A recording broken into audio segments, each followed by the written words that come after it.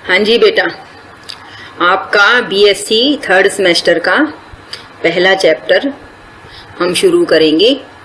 मैंने भारतेंदु हरिश्चंद्र जी का साहित्यिक परिचय आपके पास भेजा था, आपने पढ़ लिया होगा और आपको यह पता चल गया होगा कि भारतेंदु हरिश्चंद्र जी आधुनिक हिंदी कविता के प्रवर्तक कवि हैं।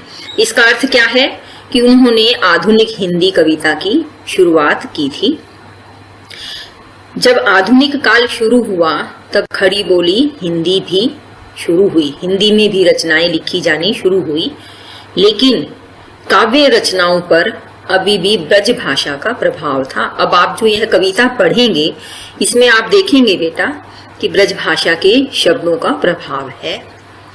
इस कविता का शीर्षक आपको पता है निज भाषा उन्नति। निज शब्द का अर्थ है बेटा अपनी भाषा की तरक्की। निज का अर्थ है अपना। भारतेंदु जी ने हिंदी भाषा की उन्नति व तरक्की के लिए यह कविता लिखी थी, क्योंकि हम हिंदुस्तानी हैं और हमारी भाषा, मुख्य भाषा, हमारी अपनी निज भाषा कौन सी है? हिंदी है। तो आइए हम पढ़ते हैं बेटा। कविता का शीर्षक है निज भाषा उन्नति और इस कविता को लिखा किसने है बेटा? भारतेंदु हरिश्चंद्र जी ने। यह दोनों चीजें आपको पता होनी चाहिए। आपकी पुस्तक का, आपकी किताब का क्या नाम है? आठ अर्वाचीन कवि। समझ में आ गई? तो यह आप प्रसंग में लिखेंगे और व्याख्या करेंगे। हम देखें बेटा कि निज भाषा की उन्नति ही, निज भाषा उन्नति एक अर्थ है ही है, सब उन्नति को मूल, मूल का अर्थ है नींव, जड़। सभी प्रकार की उन्नति, तरक्की, विकास की जड़ क्या है बेटा? मूल क्या है? अपनी भाषा की तरक्की। बिन निज भाषा ज्ञान के मिटत न ये को सूल। सूल शब्द का अर्थ है बेटा पीड़ा, कष्ट। मिटत का अर्थ है मिटना, समाप्त होना। ये शब्द का अर्थ है हृदय, मन। क्या कहते हैं भारतेंदु जी कि जब तक हमें अपनी भाषा का ज्ञान नहीं होता, हमारी हृदय की पीड़ा दूर नहीं होती। कौन सी पीड़ा का जिक्र कर रहे हैं ये? कि हम सब कुछ कर रहे हैं पर हमारा विकास नहीं हो रहा। यह पीड़ा दूर कैसे होगी? जब हम अपनी भाषा की उन्नति करेंगे। अंग्रेजी पढ़ी कई यद्यपि सब गुण होत प्रवीण। पै का अर्थ है पर, निज भाषा ज्ञान बिन रहत हीन के ही। यद्यपि हम अंग्रेजी भाषा को पढ़ते हैं या अन्य कोई भी भाषा पढ़ते हैं, वह किसी एक पर्टिकुलर भाषा को संकेत नहीं कर रहे। अंग्रेजी से शब्द अर्थ है अपनी भाषा को छोड़कर जब भी हम कोई और भाषा पढ़ते हैं, हो सकता है उसमें ज्ञान बहुत हो, हम गुणों में प्रवीण का अर्थ है बेटा कुशल हो जाएं, अर्थात जो चीज हम सीखना चाहते हैं वह सीख जाएं। परंतु भारतेंदु जी कहते हैं तय का अर्थ है परंतु, पर अपनी भाषा के ज्ञान के बिना जब तक हम अपनी भाषा का ज्ञान नहीं सीखते, हम हीन के हीन रहते हैं, अर्थात हमारी तरक्की संभव नहीं है। आओ आगे पढ़ते हैं कि उन्नति पूरी है तब ही जब घर उन्नति हुए। भारतेंदु जी क्या कहते हैं? उस देश की उन्नति तभी पूरी होती है जब पूरा देश उन्नति करे, जब पूरा देश तरक्की करे। निज शरीर उन्नति किए। निज शरीर का अर्थ क्या है?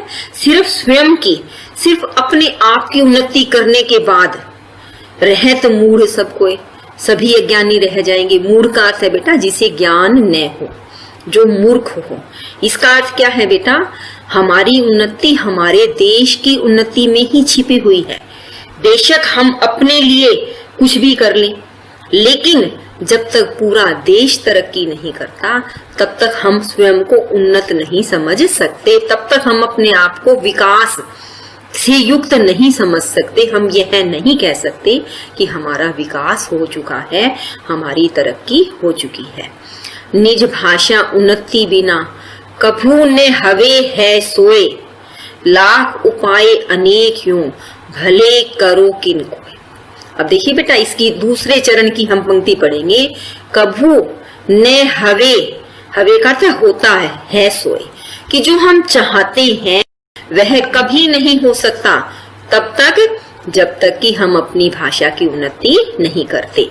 निज भाषा उन्नति बिना कबहू न हवे है सोए, कि जो हम चाहते हैं वह कभी नहीं हो सकता जब तक हम अपनी भाषा की उन्नति और तरक्की नहीं कर सकते। लाख उपाय अनेक यूं भले करो किनको, भले करते बेशक हम लाख उपाय करें उन्नति करने के, तरक्की करने के, विकास करने के, किनको एक अर्थ है कि कोई भी कितने भी उपाय क्यों न करे, लाख उपाय कर ले, अपनी भाषा की उन्नति व तरक्की के बिना हमारे देश की और हमारी उन्नति संभव नहीं है। अब क्या कहते हैं, देखिए आगे पढ़ेंगे कि इक भाषा इक जीव इक मति सब घर के लोग, तबे बनत है सबन सो मिटत मूढ़ता सोग। ध्यान से समझेंगे बेटा कि जब परिवार है, मान लीजिए बेटा, और उसके घर में मान लो 10 सदस्य हैं, सभी की भाषा एक हो। जीव का अर्थ है प्राण, प्राण का अर्थ क्या है बेटा, भाव। मति का अर्थ है बुद्धि, अर्थात परिवार के सभी सदस्यों की भाषा एक हो, उनके प्राण एक। प्राण एक का अर्थ क्या बेटा, विचार मिलते हों, भाव मिलते हों, उनकी बुद्धि एक सी हो। तभी बनत है सबन सो, तभी हमारी एक दूसरे से बनती है।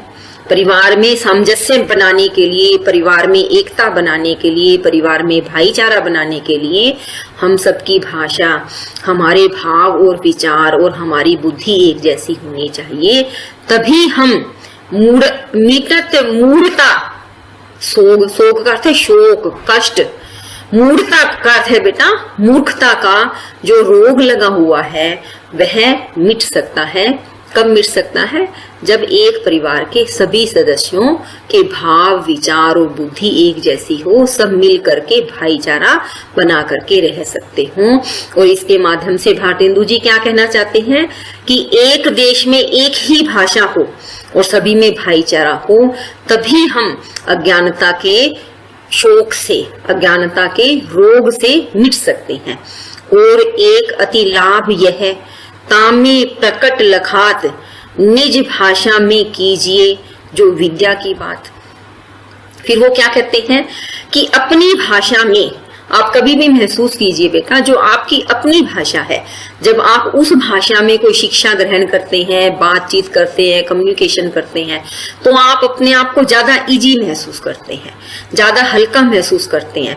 आपको ऐसा लगता है जैसे कि आप अपनी बात ज्यादा प्रभावी ढंग से कह पा रहे हैं, ज्यादा प्रभावी ढंग से बता पा रहे हैं, बात कर पा रहे हैं। तो कवि क्या कहना चाहता है, तामे प्रकट लखात, कि यह बात तो प्रत्यक्ष रूप से, प्रकट का अर्थ है प्रत्यक्ष रूप से, सामने से, लखात का अर्थ है दिखती है।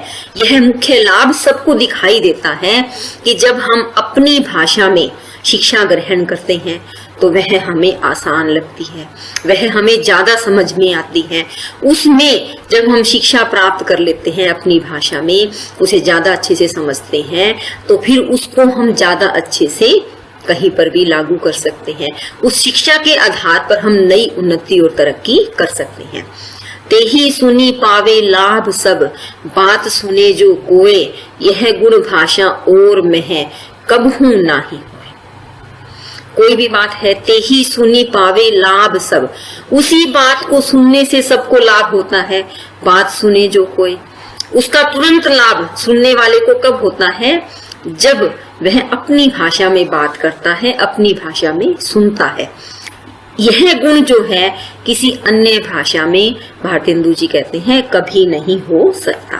भारतेंदु जी क्या कहना चाह रहे हैं कि जब हम अपनी भाषा में किसी से बात करते हैं, अर्थात किसी के सामने कुछ बोलते हैं, और दूसरा हमारी ही भाषा में हमारी बात के जवाब में कुछ बोलता है, तो वह बात हमें ज्यादा अच्छे से समझ में आती है।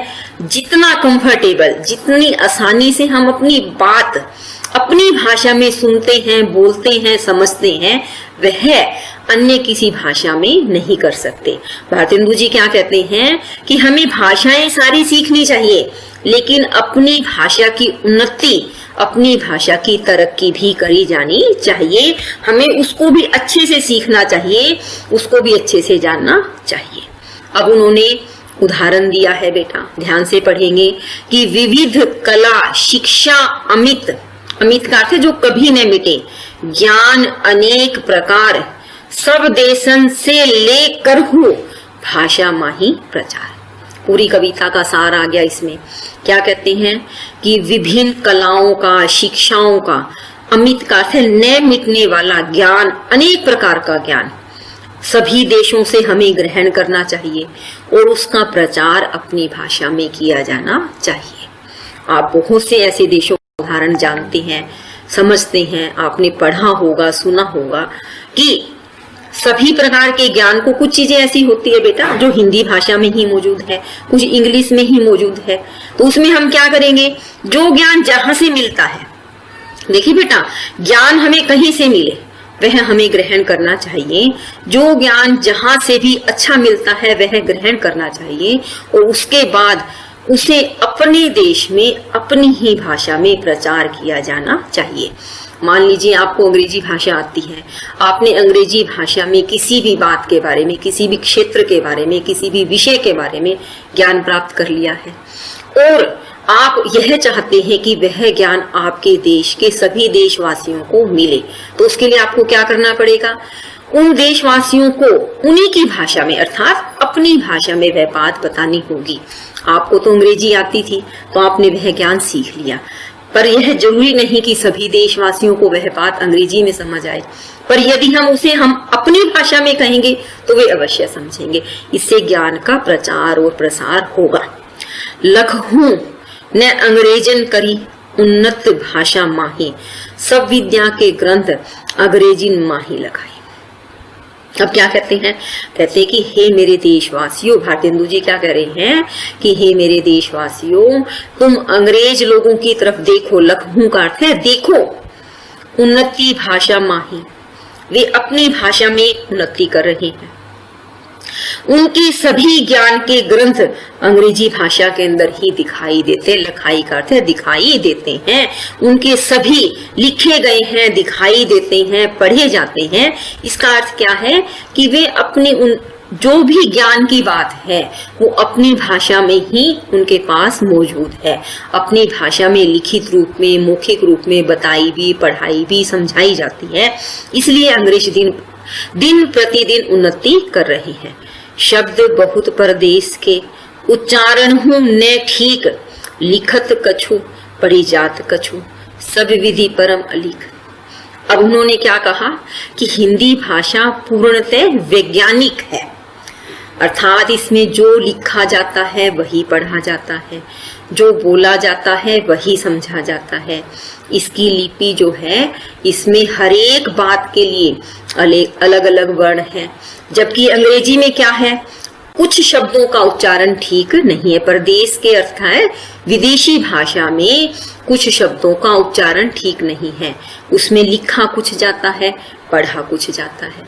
जब आप सह प्रसंग व्याख्या करते हैं तो कोई भी उदाहरण दे सकते हैं, जैसे पुट है ना, PUT पुट और BUT बट।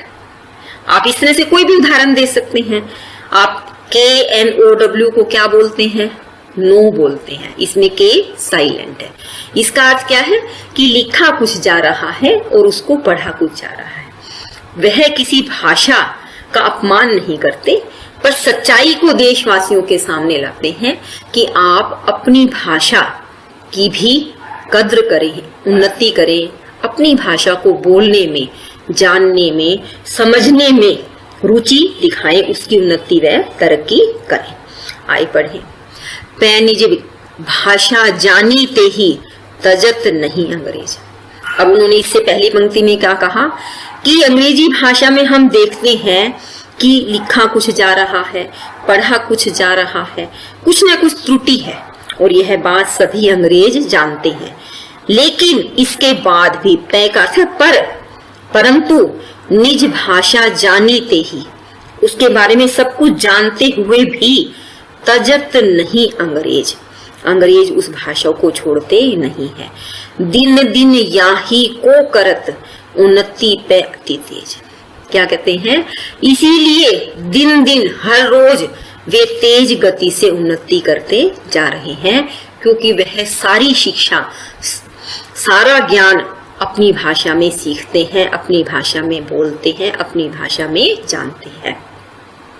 अब क्या कहते हैं कि भारत में सब भिन्न अति ताहि सो उत्पात, विविध देश मत हो विविध, भाषा विविध लखात। कि भारत में क्या है बेटा, भिन्नता है, अनेकता है, सब भिन्न अति, कि सबकी भाषाएं अलग है। एक भारत देश में ही अनेक भाषाएं हैं, इसीलिए इतना उत्पात है। मेहनत करने के बावजूद हम तरक्की नहीं कर पा रहे हैं।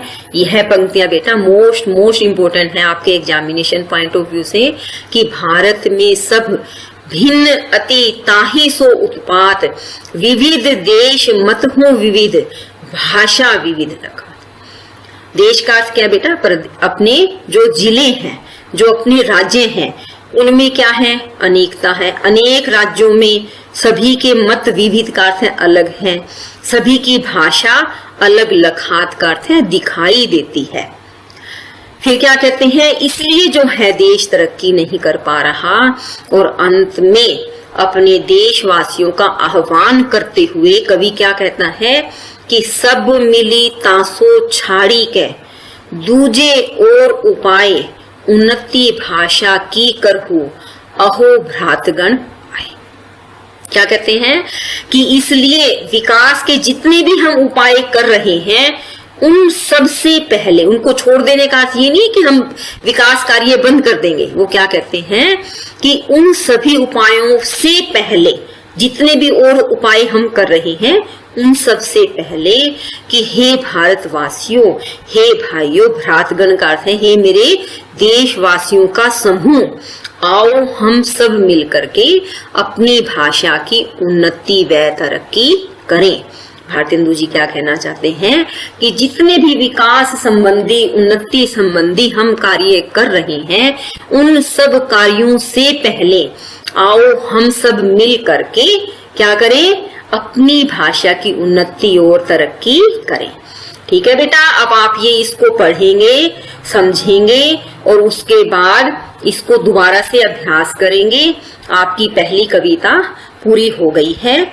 इस तरह से हम एक एक करके कविताएं पढ़ेंगे, जानेंगे, और जब आपका एक चैप्टर पूरा कंप्लीट हो जाएगा, जैसे अभी आप भारतेंदु जी का पढ़ रहे हैं पहले कवि के रूप में, जब इनका पूरा पढ़ेंगे तो हम एक दिन जो है आपसे प्रश्न उत्तर का भी रखेंगे।